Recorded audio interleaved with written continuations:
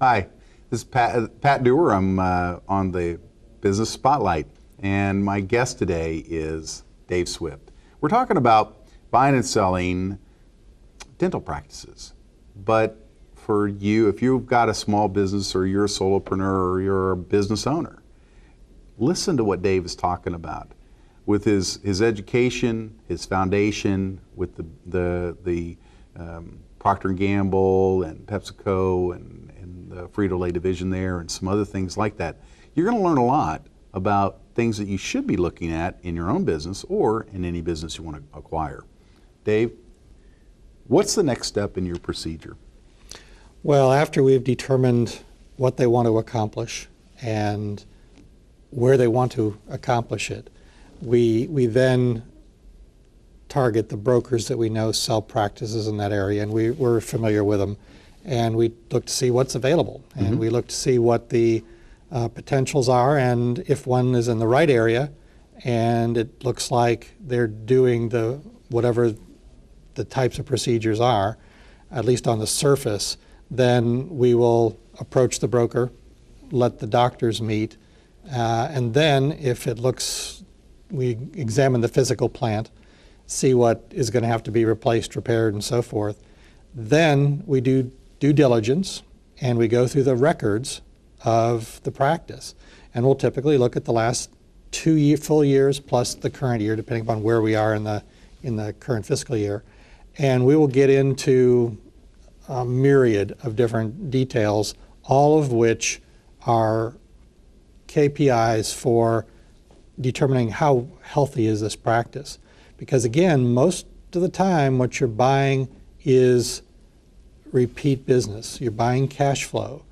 And to be able to do that, one of the things we look at is, are they bringing in new patients regularly? Because people are dying or moving or whatever, there's always an outflow, even no matter how good you are. And that's the same for any business. You're going to have people come and people go. You want to make sure more are coming than are going, or more that are going to buy more are coming, so that you can continue to grow. So we look at all those different KPIs and determine whether or not it's a practice you want to buy at all, regardless of the price. Right. Okay. So first of all, is it a good business? Is it healthy? Is it healthy, and does it have the potential to grow? Do the clients like him? Well, although that's actually less of it.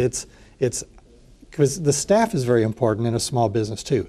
The people working for you are maybe more important than you. Depends upon whether in a dental practice the dentist is customer facing.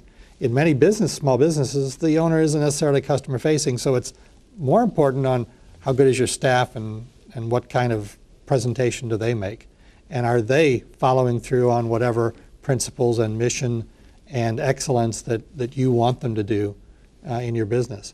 But in the case of a dental practice, we do look and basically we'll mystery call the practice and see how we're treated as if we were going to be a new patient. And that starts to tell us, okay, what's it going to be like? And we might even send somebody in as a mystery patient beyond the call just to see how they're treated and see how it flows and see whether what they're purporting is in fact what the reality is. That's interesting, because it's that whole curb appeal thing, isn't it? It's making sure that every aspect of your practice is attractive. Right. Well, it also helps us understand what the potential value is of the practice. And there is the value based upon history, and that's typically how practices are valued.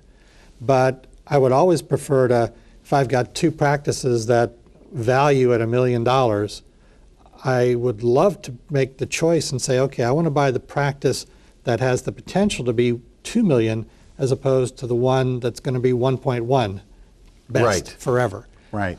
So you start looking at that, particularly when you've got choices in terms of which one you recommend that the client go forward with. One of the things that I would be really curious about is, some leaders are very charismatic. They have a huge attractor factor. They bring in new clients all the time, or whatever. So the idea is that those people, to replace them, can be a real challenge, can't it? Oh, it can, and that's again looking at the personality of the dentist.